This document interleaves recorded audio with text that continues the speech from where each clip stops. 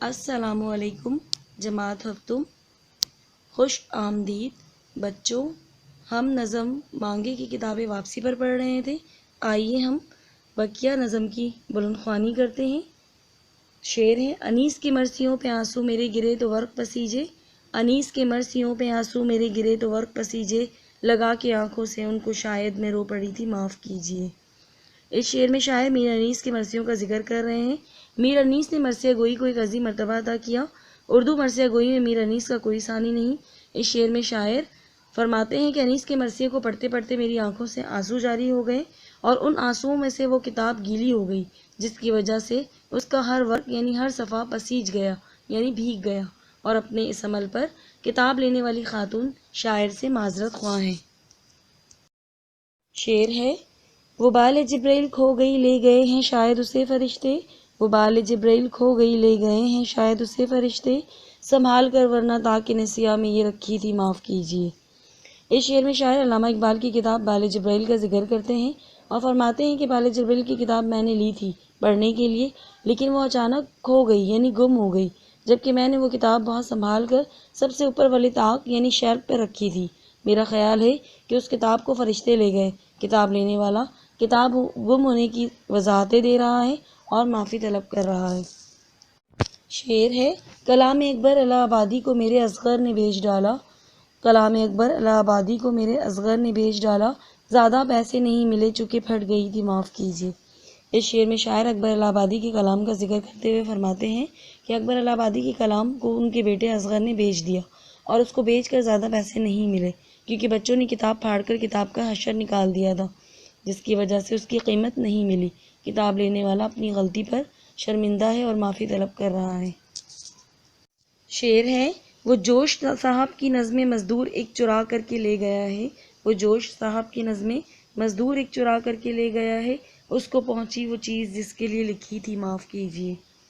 اس شعر میں شاعر جوش ملئے آبادی کی نظموں کا ذکر کرتے ہوئے فرماتے ہیں کہ جوش ملئے آبادی نے زیادہ تر مزدوروں اور عام طبقات پر نظمیں لکھی ہیں، اس لیے اس شعر میں شاعر فرما رہے ہیں کہ ان کی نظموں کی کتاب کو ایک مزدور چوری کر کے لے گیا ہے۔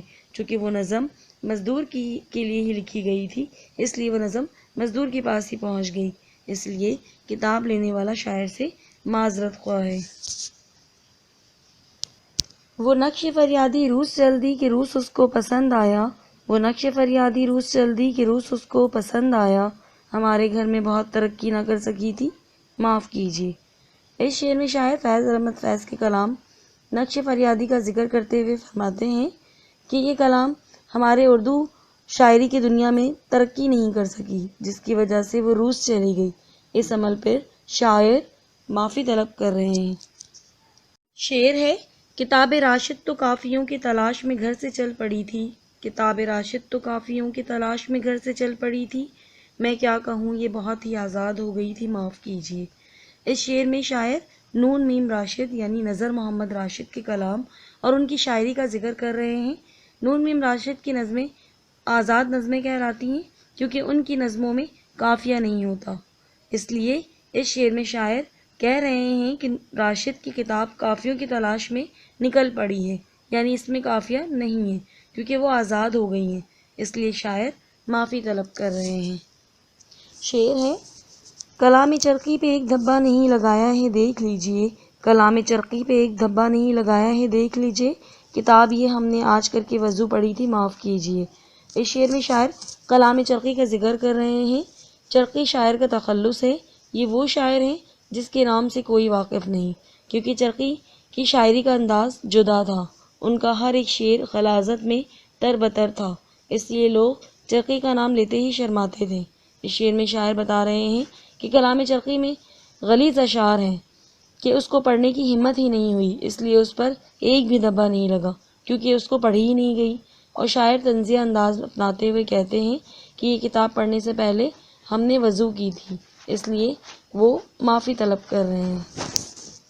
بہت حفاظت سے لائی ہوں میں کتابیں اپنی سنبھال لیجئے، بہت حفاظت سے لائی ہوں میں کتابیں اپنی سنبھال لیجئے، میں پڑھ چکی نظم نثر الماریوں سے مجھ کو نکال دیجئے۔ اس شعر میں شاعر کہہ رہے ہیں کہ کتابیں واپس کرنے والی خاتون کتابیں واپس کرتے ہوئے کہتی ہیں کہ میں بڑی مشکل سے آپ کی کتابیں جن کی حالت بے انتہا خراب ہو چکی ہیں، وہ بڑی مشکل سے سنبھال کر الماریوں میں رکھی تھیں، واپس کرنے لائی ہوں، اور الماریوں میں کتابیں رکھے رکھے ہی نظم اور نثر پڑھ چکی ہوں، لہٰذا اب آپ اپنی کتابیں واپس لے لیجئے۔ آئیے ہم اب مشقی سوالات حل کرتے ہیں۔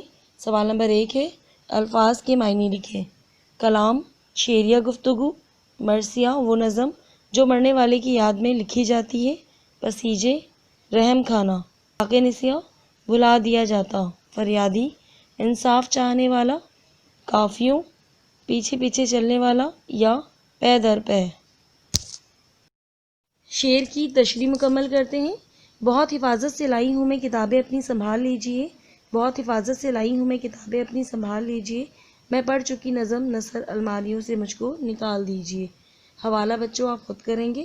تشریح شعر میں شاعر کہہ رہے ہیں کہ کتابیں لینے والی خاتون کتابیں واپس کرتے ہوئے کہتی ہیں کہ میں بڑی مشکل سے آپ کی کتابیں، جن کی حالت بے انتہا خراب ہو چکی ہے، وہ بڑی مشکل سے سنبھال کر الماریوں میں بند تھی، واپس کرنے لائی ہوں، اور الماریوں میں کتابیں رکھے رکھے ہی نظم و نثر پڑھ چکی ہوں، لہٰذا اب اپنی کتابیں واپس لے لیجئے۔ آئیے ہم خلاصہ مکمل کرتے ہیں۔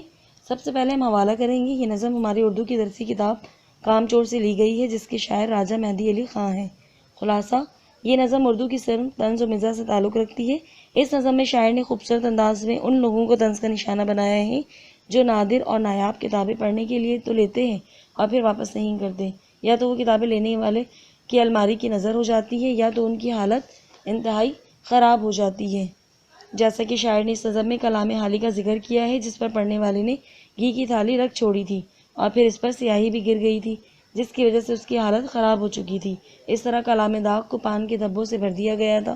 اس طرح کلام آزاد، فسانہ میر، بال جبرائیل اور کلام اکبر کا حال بھی کچھ مختلف نہ تھا، اور تو اور کلام آتش کے ساتھ تو حد ہی کر دی گئی، جس پر سود سلف کا حساب کتاب لکھ دیا گیا۔ غرض یہ کہ ہر نادر اور نایاب کتابوں کے ساتھ وہ سلوک کیا گیا جس پہ لینے والا معافی طلب کر رہا ہے۔